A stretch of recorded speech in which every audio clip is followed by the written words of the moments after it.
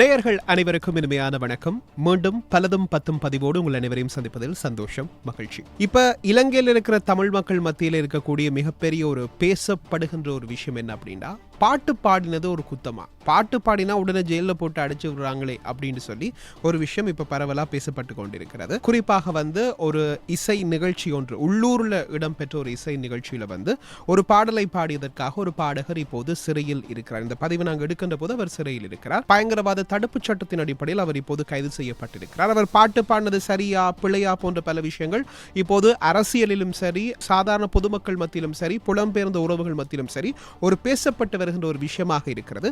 ஆனால் இந்த அரசாங்கம், மக்களால் தேர்ந்தெடுக்கப்பட்ட இந்த NPP அரசாங்கம் இது சம்பந்தமாக எந்த ஒரு விஷயத்தையும் அவர்கள் வெளிப்படையாக இதுவரைக்கும் பேச இல்லை அப்படிங்கிறதான் இப்ப தமிழ் மக்கள் மத்தியில் இருக்கக்கூடிய ஒரு மிகப்பெரிய ஒரு குற்றச்சாட்டு அல்லது ஒரு கேள்விக்குறியாக மாறி இருக்கிறது.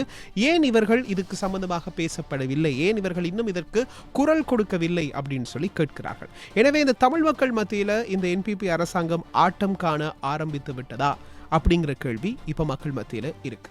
நீங்கள் குறிப்பிட்ட இந்த விடயத்தில் சற்று முன்னர் வந்திருக்கக்கூடிய ஒரு அப்டேட் பார்த்தோம்னு சொன்னால், அமைச்சரவையில் அங்கம் வகிக்கிற ஒரு அமைச்சர் சொல்லியிருக்கிறார், நாங்கள் தொடர்பாக நடவடிக்கை எடுப்போம் என்று சொல்லி.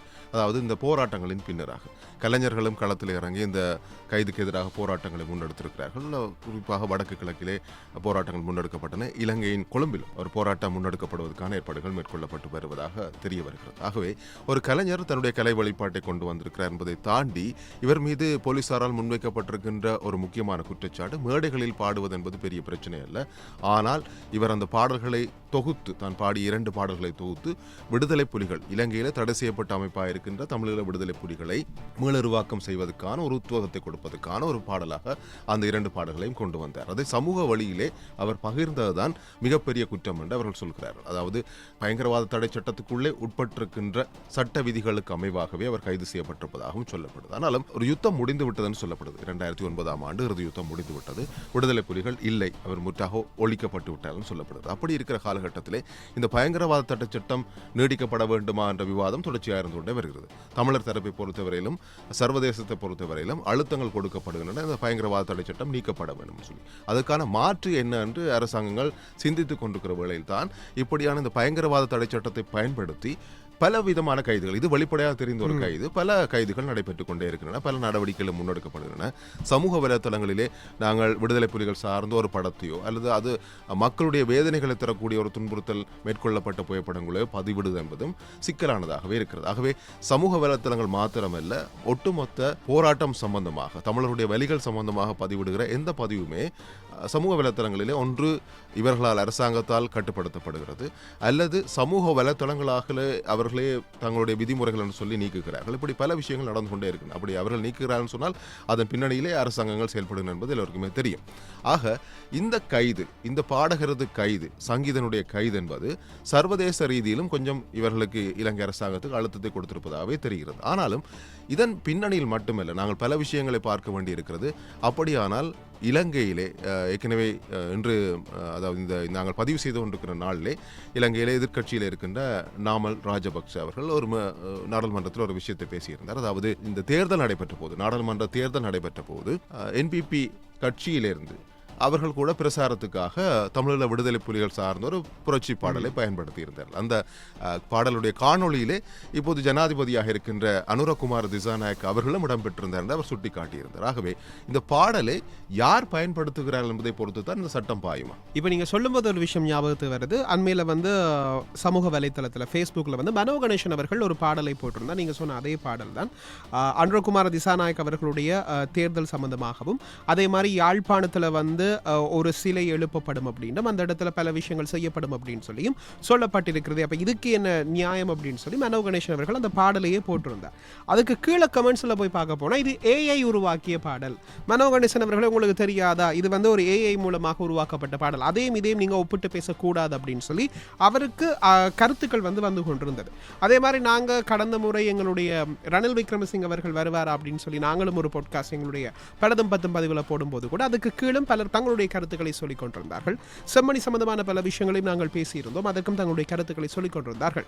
சரி, இப்ப நான் இந்த விஷயத்துக்குள்ள வருவோம். குறிப்பாக சந்திரசேகர் அவர்கள் இது சம்பந்தமாக தேர்தல் நடக்கின்ற போதே ஊடகவியலாளர்கள் கேள்வி கேட்ட போது அவர் சொன்ன விஷயம், நான் அந்த பாட்டு கேட்காம என்னால சொல்ல முடியாது அப்படின்னு சொல்லி. அப்ப இந்தாங்க அந்த பாட்டு இருக்கு கேளுங்க கொடுக்கும்போது வந்து அவர் சொன்ன இல்ல இதெல்லாம் தேவையில்லை வை அப்படின்றதும் சொன்னது.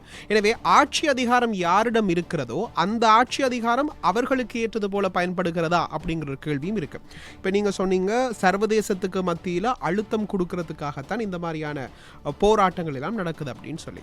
ஜனாதிபதி தேர்தல் நடக்க தமிழ் ஜனாதிபதி ஒருவரை உருவாக்க வேண்டும் அப்படின்னு சொல்லி அரியநேத்திரன் அப்படிங்கிறவர் வந்து பொதுவான ஒரு வேட்பாளராக கொண்டு வந்தார்கள். அப்பவே டயஸ்போரா மத்தியில 2 பிரிவுகளாக பிரிக்கப்பட்டது. ஒன்று, எப்படியும் அரியநேத்திரன் அவர்கள் ஜனாதிபதியாக வரமாட்டார் என்று எல்லாருக்கும் தெரியும். ஆனா சர்வதேச மக்கள் மத்தியில் அல்லது சர்வதேசத்துக்கு முன்னாடி தமிழ் மக்கள் எல்லோரும் இந்த தேர்தலை ஒதுங்கி இருக்கிறார்கள் அல்லது தங்களுடைய வாக்குகளால் இத்தனை வாக்குகள் அரியநேத்திரன் அவர்களுக்கு வழங்கப்பட்டிருக்கிறது என்றால் எங்களுக்கு இவர்கள் மேல் நம்பிக்கை இல்லை என்பதை ஒரு அழுத்தத்தை சர்வதேச மத்தியில் ஆதாரபூர்வமாக காட்ட வேண்டும் அப்படின்னு சொல்லி விஷயம் மேற்கொள்ளப்பட்டது. பல வெளிநாடுகளிலிருந்து நிதி திரட்டப்பட்டும் இவர்களுக்கு கொடுக்கப்பட்டும் இருக்கிறது தேர்தல் செலவுகள் செய்ய சொல்லி. ஏண்டா அவர்களுக்கு போதுமான நிதி கிடைக்காத காரணத்தினால் பல சர்வதேச அமைப்புகள் எல்லாம் சேர்ந்து அவர்களுக்கு நிதி வழங்கியிருந்தார்கள். இன்னும் ஒரு பக்கம் பார்க்க போயிருக்க எப்படியும் இவர் வரமாட்டார். அப்ப வராத பட்சத்தில் நாங்க என்னத்துக்காக இவருக்கு வந்து எங்களுடைய வாக்குகளை வீணாக்க வேண்டும், நாங்க யாராவது ஒருத்தருக்கு வாக்குகளை வழங்குவோம் என்று இன்னொரு சாரார் சுமந்திரன் அவர்கள் சொன்ன விஷயம் வந்து நாங்க சஜித் பிரேமதாஸ் அவர்களுக்கு ஆதரவை தெரிவிக்கிறோம். அப்படி தமிழ் மக்கள் மத்தியிலே இந்த வாக்குகள் எல்லாமே சிதறி போயிருந்தது. எனவே இறுதி கட்டத்தில் ஜனாதிபதி தேர்தல் வந்து யாராலும் பெரும்பான்மை நிரூபிக்க முடியாமலும் போனது. அப்ப டயஸ்போரா என்று சொல்லக்கூடிய புலம்பெயர்ந்த உறவுகள் சொன்ன விஷயம் வந்து நாங்கள் பேரம் பேசும் சக்தியாக தமிழ் மக்கள் இருக்க வேண்டுமாக இருந்தால் நாங்கள் அரியநேத்திரன் அவர்களுக்கு வாக்குகளை வழங்க வேண்டும் அப்படின்னு சொல்லப்பட்டது. இது கடந்த கால அரசாங்கங்கள் வந்து சர்வதேசத்துக்கு மத்தியில அழுத்தங்களை நாங்கள் கொடுக்க வேண்டும், சர்வதேச சமூகத்துக்கு மத்தியில எங்களுடைய பலத்தை காட்ட வேண்டும் அப்படின்னு சொல்லி புலம்பெயர்ந்த உறவுகள் எவ்வளவோ முயற்சி செய்கிறார்கள். ஆனா அவ்வளவு முயற்சி செய்தும் அதற்கான நடவடிக்கைகளோ அல்லது தேவைகளோ இதுவரைக்கும் இடம்பெறவில்லை. இப்போ கூட பயங்கரவாத தடுப்பு சட்டத்தை நீக்க வேண்டும் அப்படின்னு சொல்லி எத்தனையோ தமிழ் மக்கள் போராடி இருக்கிறார்கள், எத்தனையோ தமிழ் அரசியல்வாதிகள் போராடி இருக்கிறார்கள், உயிர் இழந்த அரசியல் பிரமுகர்கள் தமிழ் அரசியல் பிரமுகர்கள் போராடி இருக்கிறார்கள்.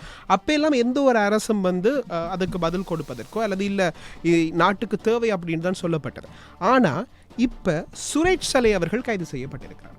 கைது செய்யப்பட்டு அவர் மீதான விசாரணைகள் மேற்கொள்ளப்படுகின்ற போது அவர் உண்ணாவிரதம் இருந்து அவருக்கு உடல் உபாதை ஏற்பட்டு அவர் இப்போது மருத்துவமனையில் அனுமதிக்கப்பட்டு அதற்கு பிறகு பயங்கரவாத தடை சட்டத்தை நீக்க வேண்டும் அப்படின்னு சொல்லி சக பெரும்பான்மை இருக்கக்கூடிய இனத்தவர்கள் எல்லோரும் சேர்ந்து இப்போது போராடி கொண்டிருக்கிறார்கள். எல்லோரும் என்று சொல்வதை விட எதிர்க்கட்சியில் இருக்கக்கூடிய ஒரு சிலர் போராடி கொண்டிருக்கிறார்கள். அவர்களுக்கு ஆதரவு தரக்கூடிய பொதுமக்களும் ஆதரவாளர்களும் போராடி கொண்டிருக்கிறார்கள். எனவே இங்கு பாடகரை விடுதலை செய்ய வேண்டும் என்று சொல்லி தமிழ் மக்கள் ஒரு பக்கம் போராட்டம், இந்த பக்கம் பெரும்பான்மை இனத்தவர்கள் சுரேஷ் சலைவை விடுதலை செய்ய வேண்டும் அப்படின்ற ஒரு போராட்டம். இப்படி அழுத்தங்கள் வருகின்ற போதுதான் இந்த அரசாங்கம் வந்து சில மாற்று நடவடிக்கைகளை எடுக்கிறதே தவிர அப்போ கூட இந்த பயங்கரவாத தடை சட்டத்தை நீக்குவோம் அப்படின்னு சொல்லி. ஆமாம், இந்த பயங்கரவாத தடை சட்டத்தை பொறுத்தவரையில் இப்போ சுரேஷ் சலையுடைய கைது முன்னாள் இராணுவ புலனாய்வினுடைய தலைமை பிரதானி, அவருடைய கைது என்பது இந்த பயங்கரவாத தடை சட்டத்தின் கீழ் தான் அவர் கைது செய்யப்பட்டிருக்கிறார். ஆகவே இப்போது அவர்களுக்கே ஒரு உதாரணம் கிடைத்திருக்கிறது. இப்போ இன்றைய தினம் இந்த ஒளிப்பதிவு நாங்கள் செய்து கொண்டிருக்கிற போது ஐக்கிய தேசிய கட்சி ஒரு அறிக்கையை விட்டிருக்கிறது. அவர் குற்றவாளியா இல்லையா என்பது ஒரு புறம் இருக்க, இந்த தடை சட்டத்தின் கீழாக கைது செய்யப்பட்ட ஒரு நபர் எவ்வளவுக்கு துன்புறுத்தப்படுகிறார், அப்ப இதே மாதிரி தான் எதிர்த்தரப்பில் இருக்கக்கூடியவர்களுக்கு இந்த அரசாங்கம் அழுத்தங்களை வழங்க போகிறதா என்ற கேள்வியை ஐக்கிய தேசிய கட்சி ஒரு அறிக்கையினூடாக கேட்டிருக்கிறது. இதே கேள்வியை ஏற்கனவே தமிழ் மக்கள் அல்லது சிறுபான்மை மக்கள், இஸ்லாமிய மக்கள் கைது செய்யப்பட்டு சிறைகளில் அடைக்கப்படுகிற போது இதே கேள்வியை இந்த கட்சிகள் எழுப்பினவா என்றால் இல்லை. ஏனென்றால் அவர்களுக்கு நிச்சயமாக 2 விதமான எண்ணப்பாடுகள் இருக்கின்றன. தங்களை சார்ந்தவர்கள் யாராவது இப்படியாக கைது செய்யப்படுகிற போது அவர்களுக்கு குரல் கொடுப்பதும், தம்மை சாராத ஏனைய தரப்பினர் சிறுபான்மையினர் கைது செய்யப்பட்டு அவர்களுக்கு என்ன நடந்தாலும் பிரச்சனை இல்லை, காணாமலாக்கப்பட்டிருக்கிறார்கள், கைது செய்யப்பட்டிருக்கிறார்கள், துன்புறுத்தப்பட்டிருக்கிறார்கள், சிறையிலே கடுமையான சித்திரவதை நடந்திருக்கின்றன. இப்போது கைது செய்யப்பட்டிருக்கின்ற சுரேஷ் சலையின் கீழாகவே பல கொடுமைகள் நடந்திருப்பதை சர்வதேச சமூகம் உணர்ந்திருக்கிறது. ஆகவே இப்படி இருக்கிற போது இந்த கைது என்பது ஒரு முக்கியமான, நீங்கள் சொன்னது போல ஒரு முக்கியமான ஒரு அடையாளமாக பார்க்கப்படுகிறது. பெரும்பான்மையின பகுதியையும் கொஞ்சம் தூண்டி விட்டிருக்கிறது. இனவாத கருத்துக்கள் பயங்கரமாக இப்போ சமூக ஊடகங்களில் பரவி வருகின்றன. அதே நேரத்தில் இந்த சுரேஷ் சலையினுடைய கைதுக்கு எதிராக போராட்டம் நடத்திய ஆட்களை பார்த்தோம்னு சொன்னால் இந்த அரசாங்கத்தின் பிடிக்குள்ளே, அதாவது சட்ட பிடிக்குள்ளே சிக்கி இருக்கக்கூடியவர்கள் தான் பெரும்பாலும் இருக்கிறார்கள். உதாரணமாக விமல் வீரவன்சை எடுத்துக்கொள்ளலாம்.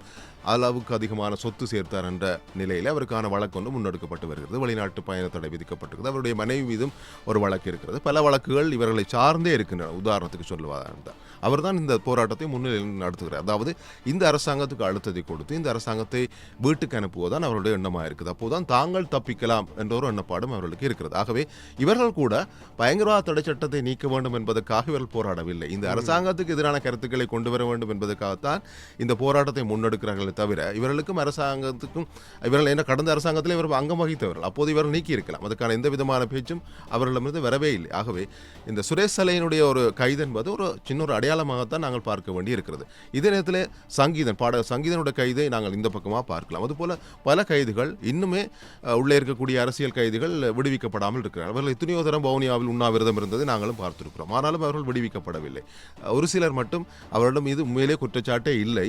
அவர்கள் கைது செய்யப்பட்டு பயங்கரவாத தடை சட்டம் என்று வருகிற போது கேள்வி எழுப்ப முடியாது. எனவே அப்படியாக வைக்கப்பட்டு அவர்கள் விடுவிக்கப்பட்டிருக்கார். சிலர் அவருடைய பிள்ளைகள் ஏக்கம் கொண்டு பராமரிக்க யாரும் இல்லை, பெற்றவர்கள் மறந்து விட்டார், இனியவர்கள் அதாவது தாத்தா பாட்டி மறந்து விட்டார்கள், தனியாக இருக்கிறோம் என்று சொல்லி கோரிக்கை விடுத்தும் கூட பலர் விடுவிக்கப்படாமல் இருக்கிறார்கள். ஆகவே இந்த சட்டம் நீங்கள் சொன்னது போலவே இந்த PTA என்று சொல்லக்கூடிய இந்த பயங்கரவாத தடை சட்டம் ஒரு தரப்பு மீது மட்டும் தொடர்ச்சியாக அழுத்தங்களை கொடுத்து வருகிறது. ஆனால் இப்போது இந்த சுரேஷ் சலையினுடைய கைது என்பது இன்னொரு பக்கமாக விரிகிற ஒரு விசாரணை இல்லை. அதாவது ஈஸ்டர் குண்டு தாக்குதல். ஆகவே ஈஸ்டர் குண்டு தாக்குதலிலே நேற்றைய தினம் பத்திரிகைகளில் வந்திருக்கக்கூடிய பரபரப்பான செய்திகள் அடிப்படையில் பார்க்கிற போது கோட்டபாய ராஜபக்சவும் இதன் பின்னணியில் கைது செய்யப்படலாம் என்று சொல்லி வேறு யாரும் சொல்லவில்லை. அவருடைய தனிப்பட்ட செயலாளராக இருந்த ஒருவர் தான் சொல்லியிருக்கிறார். அப்போ அதற்கான முன்னகர்வுகள் மேற்கொள்ளப்படுவதாக தெரிகிறதா? இப்போ ஈஸ்டர் குண்டு தாக்குதலை பொறுத்த வரைக்குமே பல விதங்களில் பல பேர் தங்களுடைய கருத்துக்களை முன்வைத்துக் கொண்டு தான் இருக்கிறார்கள். குறிப்பாக பார்க்கின்ற போது சூத்திரதார் யார், இந்த சூத்திரதார் என்று நாங்கள் கண்டுபிடித்து விடுவோம், ஈஸ்டர் குண்டு தாக்குதல் நடந்த ஏப்ரல் 21 நாங்கள் அதை அறிவிப்போம் அப்படின்னு சொல்லி இந்த NPP அரசாங்கம் தேர்தல் வாக்குறுதிகள் எல்லாம் வழங்கியிருந்தார்கள். அதற்கு கிட்டத்தட்ட தான் இந்த சுரேஷ் சலை அவர்களும் கைது செய்யப்பட்டிருந்தார். ஆனால் அதுக்கு பிறகு உடனடியாக இந்த எதிர்த்தரப்பில் இருந்து ஒரு புத்தகத்தை வெளியிட்டிருந்தார்கள். சூத்திரதாரி யார் அப்படின்னு எங்களுக்கு தெரியும் அப்படின்னு சொல்லி, இது சஹ்ரான் தான் இது செய்தார் அப்படின்னும், இது நாங்கள் அப்பொழுதே கண்டுபிடித்து விட்டோம் அப்படின்னும் சொல்லப்பட்டிருந்தது.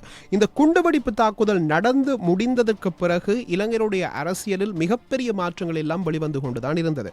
குறிப்பாக கோட்டாபய ராஜபக்ஷ அவர்கள் ஜனாதிபதியாக தெரிவு செய்யப்பட்டதுக்கு பிரதானமான காரணமே இந்த ஈஸ்டர் குண்டுவெடிப்பு தாக்குதல் தான். காரணம், பயங்கரவாத தடைச்சட்டத்தை நீக்க முடியாது போறதுக்கு காரணம் இலங்கையுடைய தேசிய பாதுகாப்புக்கு அச்சுறுத்தல் அப்படின்னு சொல்லி அப்படி பேசப்படுவதற்கு காரணம் ஆரம்ப காலங்களில் இருந்த யுத்தம் தான் மிகப்பெரிய யுத்தமாக பார்க்கப்பட்டது. அதற்கு பிறகு ஒரு தீவிரவாதம் எப்படி இலங்கைக்குள் இந்த மாதிரியான குண்டு தாக்குதலை மேற்கொண்டது, அந்த அளவுக்கு இந்த நல்லாட்சி அரசாங்கம் தோல்வி அடைந்து விட்டது என்று சொல்லி மக்கள் மத்தியில் ஒரு பிம்பத்தை உருவாக்கினதுக்கு பிறகு இந்த பயங்கரவாத தடுப்பு சட்டம் மிகப்பெரிய ஒரு கேள்விக்குறியாக மாறி இருந்தது. எனவே இதை இவர்கள் தங்களுக்கு லாபகமாக பயன்படுத்திக் கொண்டார்கள். அதற்கு பிறகு இலங்கையில் ஏற்பட்ட இந்த பொருளாதார இழப்புகள் காரணமாக ரணில் விக்ரமசிங்க ஆட்சிக்கு வந்தார். அப்போதும் இந்த ஈஸ்டர் குண்டு தாக்குதலுக்கான தீர்வு கிடைக்குமா அப்படிங்கிறது கேள்விக்குறியாகி இருந்தது. அதற்கு பிறகுதான் இப்போது அனுரகுமார திசாநாயக்க ஆட்சிக்கு வந்திருக்கிறார். பல விஷயங்களில் யார் இந்த குற்றத்தை புரிந்திருப்பார்கள், என்ன நடந்திருக்கிறது சொல்லி சில விஷயங்கள் வெளியே கசிந்ததுக்கு பிறகு அவர்கள் தங்களுடைய அடுத்த கட்ட நடவடிக்கைகள் எல்லாம் மேற்கொண்டு வருகிறார்கள். எனவே கிட்டத்தட்ட NPP அரசாங்கத்துடைய கருத்தின் அடிப்படையில் பார்க்கின்ற போது கிட்டத்தட்ட ஈஸ்டர் குண்டு தாக்குதலுடைய சூத்திரதாரியை கண்டுபிடிக்கக்கூடிய நிலைமையில் தான் இருக்கிறது. அதற்குள்ளாக சில பிறழ்வுகளை எதிர்க்கட்சிகள் மேற்கொண்டு வருகிறார்கள். அதற்கு ஏற்றது போலவே இந்த இலங்கையினுடைய பொருளாதாரத்தினுடைய சரிவுக்கு காரணம் டொனால்ட் ட்ரம்பினுடைய ஈரான் இஸ்ரேல் போன்ற மோதல்கள் காரணமாக பொருளாதாரம் கொஞ்சம் சரிய ஆரம்பித்தது.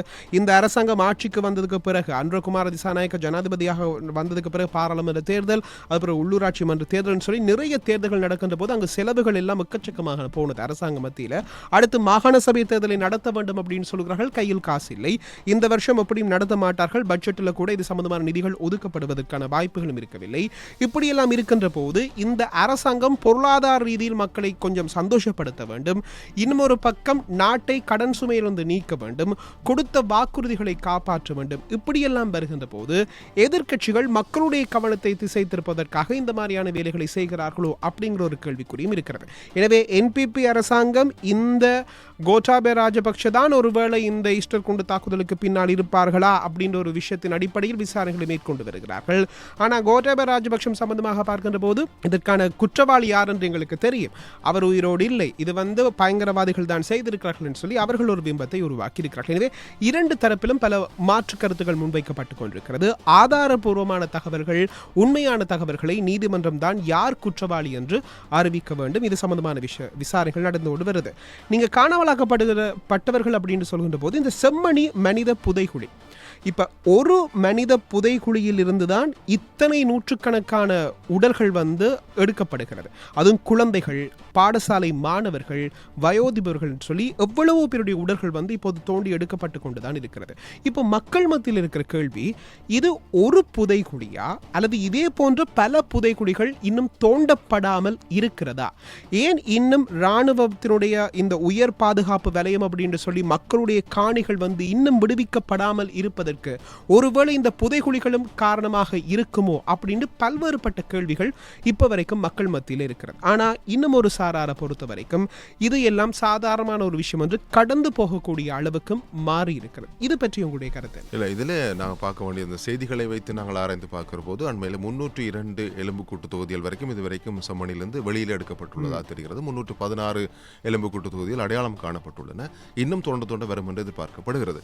இப்படி இருக்கிற போது இதில் இருக்கக்கூடிய கேள்வி, இந்த எலும்புக்கூட்டு தொகுதியில் எடுத்து வைக்கப்பட்ட பிறகுதான் இது எந்த கால பகுதியிலே நடத்தப்பட்ட கொலையா அல்லது ஏதாவது என்ன சம்பவம் நடந்தது என்பது தெரியாது. அப்போ அது எந்த காலப்பகுதிக்குரியது? 2009க்குரியதா அல்லது 95ஆம் ஆண்டுக்கு உட்பட்டதா அல்லது 96, 97 அந்த காலப்பகுதிக்குரியதா என்பது அடையாளம் காணப்பட வேண்டும். அதன் பின்னர் தான் தெரியும் இது உண்மையிலே அந்த பகுதியை கடந்தவர்கள் கொல்லப்பட்டு புதைக்கப்பட்டார்களா அல்லது வன்னி இறுதி யுத்தத்திலே சிக்கியவர்கள், அங்கே சிலர் பேருந்துகள் ஏற்றப்பட்டதாக சொல்லப்படுது, அவர்களுக்கு என்ன நடந்ததுன்னு தெரியாது, அவர்களுடைய உடல்கள் தான் இவையா அல்லது வேறெங்கும் சிறைச்சாலைகளிலிருந்து கொண்டு வரப்பட்டவர்களா அல்லது வேறெங்காவது இறந்தவருடைய உடல்களை இங்கே கொண்டு புதைத்திருக்கிறார்களா என்ற கேள்விகள் எல்லாம் எழும். அப்போ அதுக்கான விடைகளை கண்டுபிடிக்க வேண்டுமா இருந்தால் இதுக்கான என்பு பற்றிய பரிசோதனைகள் மேற்கொள்ளப்பட வேண்டி இருக்கிறது. கார்பன் டேட்டிங்னு சொல்றார், அந்த பரிசோதனையெல்லாம் மேற்கொள்ளப்பட வேண்டி இருக்கிறது. அப்படி மேற்கொள்ளப்பட்ட பிறகுதான் அதுக்கான முடிவு வரும். அதை மேற்கொள்வதற்கு நான் நினைக்கிறேன் முழுமையாக தோண்டி எடுக்கப்பட்ட பின்னர் தான் அந்த விசாரணைகள் முன்னெடுக்கப்படும். ஆனால் ஒரே ஒரு விடயம் இதில் இருக்கிறது. இப்போது இதிலே நிறைய அழுத்தங்கள் வந்து கொண்டிருக்கிறது. இந்த அரசாங்கம் மாறினால் அதுக்கு பிறகு இந்த விசாரணைகள் எப்படி முன்னெடுக்கப்படும் என்பது தெரியாது. ஆகவே இதை விரைவுபடுத்த வேண்டிய தேவையும் இருக்கிறது. இன்னொரு பக்கமாக நீங்கள் சொன்னது போல வேறு வேறு இடங்களிலும் எலும்புக்கூட்டு தொகுதியில் அது புதைக்குழிகள் இருக்கலாம் என்ற அச்சம் இருக்கிறது. ஆகவே உதாரணமாக 95ஆம் ஆண்டுக்கு பிறகு வடபகுதியில் பெரும்பான்மையான இடங்களை இலங்கை இராணுவம் கைப்பற்றியிருந்தது விடுதலை புலிகளிடம் இருந்து. அந்த காலகட்டத்திலும் அவ்வப்போது துப்பாக்கிச்சூட்டு சம்பவங்கள் நடப்பதும் பலர் இறப்பதும் இரண்டு தரப்பு மோதிக்கொள்வதும் அங்கங்கே அதுக்கிடையில் சிக்கிய மக்களும் இறப்பதும் சர்வசாதாரணமாக இருந்தது. இப்போது இந்த 302 எலும்புக்கூட்டு தொகுதிகள் தோண்டப்பட்ட இடத்திலே எந்த விதமான இராணுவ சீருடைகளோ அல்லது விடுதலை புலிகளுடைய சீருடைகளோ அடையாளம் காணப்படவில்லை. எனவே பொதுமக்களுடையவை என்பது மிக தெளிவாக தெரிகிறது. குழந்தைகளுடைய எலும்புக்கூட்டு தொகுதிகள் எடுக்கப்பட்டிருக்கிறது, தாயத்து கண்டுபிடிக்கப்பட்டிருக்கிறது, விளையாட்டு பொம்மை கண்டுபிடிக்கப்பட்டிருக்கிறது, உள்ளே இருந்து பால் பூச்சி எடுக்கப்பட்டிருக்கிறது. இப்படியான விடயங்கள் வருகிற போது குடும்பமாக எங்கே இந்த உறவுகள் எப்போது இறந்தார்கள் என்றால், இப்போ எலும்புக்கூட்டு தொகுதியில் அந்த பகுதியிலிருந்து அடையாளம் காணப்படுகிற போது அந்த பிரதேசத்தைச் சேர்ந்தவர்களா இருந்தால் ஓரளவுக்கு அந்த பிரதேசத்து மக்கள் எங்களுடைய உறவுகள் தான் என்று இப்போதே அவர்கள் உயிர்மையை கூட அல்லது ஆராய்வதற்கு தொடங்கி இருப்பார்கள். ஆனால் இதுவரைக்கும் அது பற்றி எந்த விதமான விளக்கங்களும் வரவில்லை. ஆகவே நான் நினைக்கிறேன், என்னுடைய கருத்துப்படி அல்லது இந்த செய்திகளின் அடிப்படையில் பார்க்கிற போது இவர்கள் வேறெங்காவது கொல்லப்பட்டு அல்லது வேறெங்காவது இருந்து கொண்டு வந்து இங்கே கொல்லப்பட்டு அல்லது இறந்தவருடைய உடல்கள் இங்கே கொண்டு வரப்பட்டு புதைக்கப்பட்டிருக்கலாம் என்ற அச்சம் இருக்கிறது. ஆகவே இது மேல் லேயரை தோண்டுகிறார்கள், இனி அடியில் இன்னொரு லேயர் இருக்கிறதோ பழைய உடல்கள் என்ற அச்சமும் இருக்கிறது. ஆகவே இதுவரைக்கும் இலங்கையிலே நடந்த வன்முறைகள் சம்பவங்கள் அல்லது படுகொலைகள் என்று சொல்லக்கூடிய இல்லை யுத்தத்தினால் இருந்தவர்கள் சொல்லக்கூடிய உடல்கள் இந்தளவு தொகையாக ஒரே இடத்திலிருந்து கண்டுபிடிக்கப்படவில்லை. ஆகவே இது ஒரு பெரிய அச்சத்தை ஏற்படுத்துகிறது சொன்னால், ஒன்று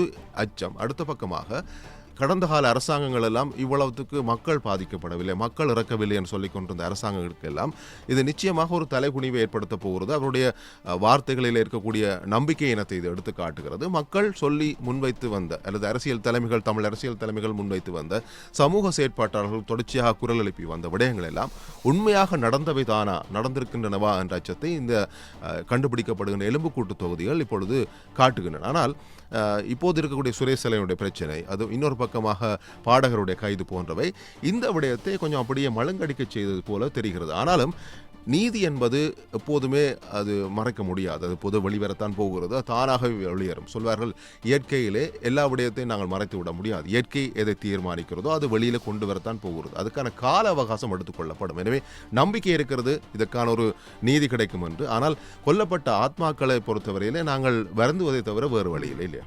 குறிப்பாக இந்த என்பிபி அரசாங்கம் சம்பந்தமான பல விமர்சனங்களை நாங்களும் தொடர்ச்சியாக முன்வைத்து வந்தாலும் எந்த ஒரு அரசும் செய்யாத பல விஷயங்களை இந்த என்பிபி அரசாங்கம் செய்து வந்திருக்கிறது என்பதை நாங்கள் உறுதியாக உற்று நோக்கவும் வேண்டும், அதை நாங்கள் பாராட்டவும் வேண்டும். என்றால் பல விஷயங்களை இதற்கு முன்னால் இருந்த அரசாங்கம் செய்ய துணிந்த அல்லது செய்ய முடியாத, அவர்கள் தவிர்த்த விஷயங்களை அல்லது மறைத்த விஷயங்களை இந்த அரசாங்கம் துணிந்து செய்திருக்கிறது. அதில் ஒரு விஷயம்தான் இந்த செம்மணியும் கூட.